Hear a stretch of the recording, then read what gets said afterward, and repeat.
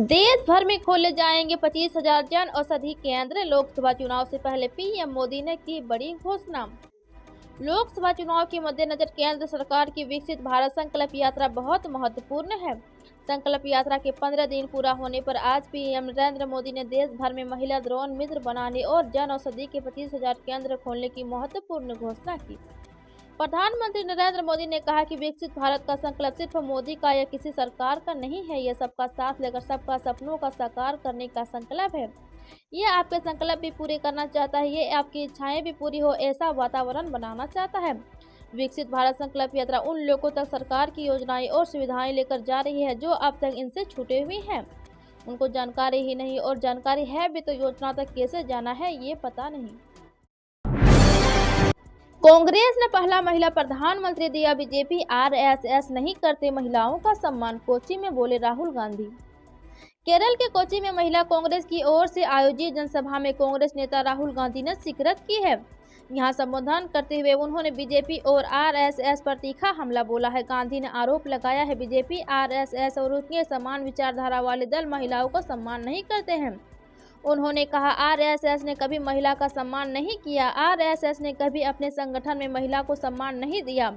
कांग्रेस हर एक स्तर पर महिला सहभागिता चाहती है। राहुल गांधी ने कहा महात्मा गांधी हमेशा महिला हित की ही बात करते थे।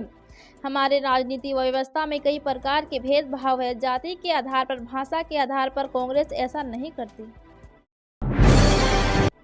विकसित भारत संकल्प यात्रा में पीएम मोदी। प्रधानमंत्री नरेंद्र मोदी ने आज विकसित भारत संकल्प यात्रा के लाभार्थियों के साथ संवाद किया।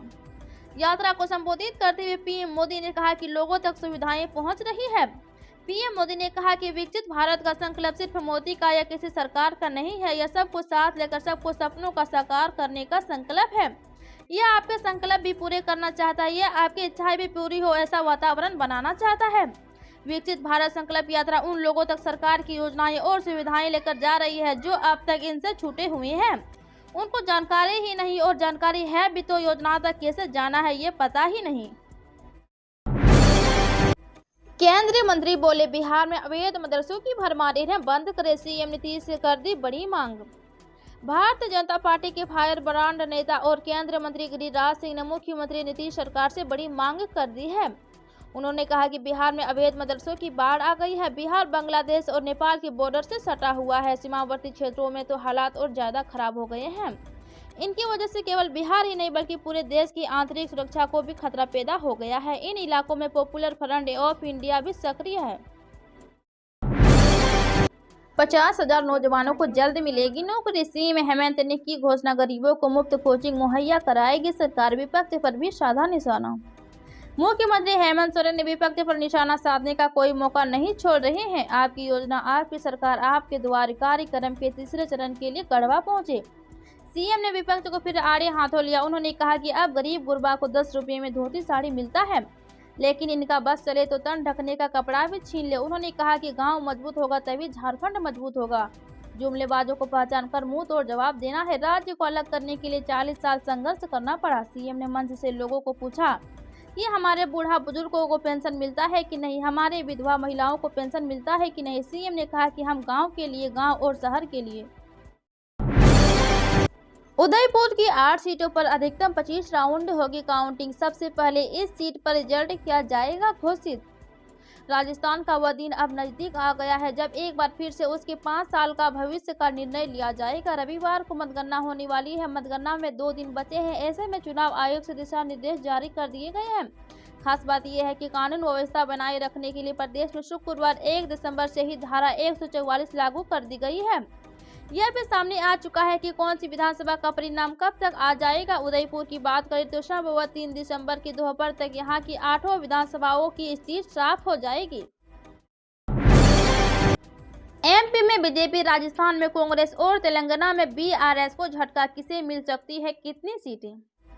अगले साल होने वाले लोकसभा चुनाव से पहले सेमीफाइनल के तौर पर देखे जा रहे मध्य प्रदेश, छत्तीसगढ़, राजस्थान, तेलंगाना और मिजोरम विधानसभा चुनाव के एग्जिट पोल के नतीजे ने सभी को चौंका दिया है। एबीपी न्यूज सी ऑर्डर के एग्जिट पोल के मुताबिक मध्य प्रदेश में बीजेपी, राजस्थान में कांग्रेस और तेलंगाना में बीआरएस सत्ता से बाहर हो सकती है। वहीं छत्तीसगढ़ में कांटे की टक्कर में कांग्रेस आगे निकलती दिख रही है। मिजोरम में एक बार फिर से सत्ताधारी दल मिजो नेशनल फ्रंट से सबसे बड़ी पार्टी बनकर उभर सकती है।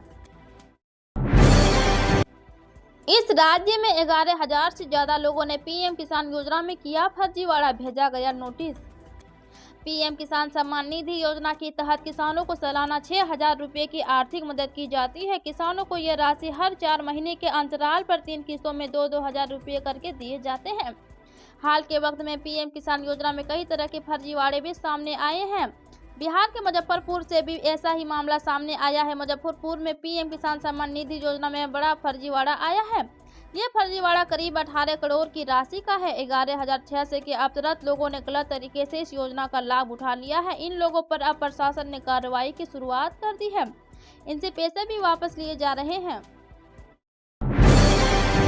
24,000 करोड़ की पीएम जनधन योजना की मंजूरी के तहत अगले 5 साल तक फ्री राशन। आयोजित मोदी सरकार की कैबिनेट बैठक में आम जनता से जुड़े कई बड़े फैसले लिए गए। केंद्र कैबिनेट की इस बैठक में सरकार ने कई सारे बड़े फैसले और स्कीम को मंजूरी दी। कैबिनेट ने पीएम जनधन स्कीम को मंजूरी दे दी है। इसके अलावा गांव की महिलाओं को ड्रोन उड़ाने से जुड़ी एक खास परियोजना की भी मोदी कैबिनेट ने अपूर्व कर दिया। एक प्रेस कॉन्फ्रेंस में केंद्रीय सूचना एवं प्रसारण मंत्री अनुराग ठाकुर ने इन फैसलों की जानकारी दी। हम आपको बता रहे हैं इस कैबिनेट बैठक में लिए गए 5 बड़े फैसले के बारे में। 2 गैस सिलेंडर मिलेंगे निःशुल्क, पाने के लिए कराना होगा ये काम।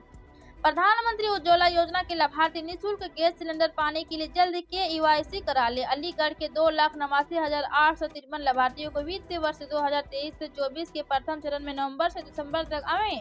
द्वितीय चरण में जनवरी से मार्च 2024 तक 2 निःशुल्क गैस सिलेंडर दिए जाएंगे। प्रधानमंत्री उज्ज्वला योजना के लाभार्थियों को मार्च 2024 तक के 2 गैस सिलेंडर निःशुल्क मिलेगा। इसके लिए लाभार्थियों को अपने आधार कार्ड का KYC करना होगा, वरना गैस सिलेंडर पाने से वंचित रह सकते हैं।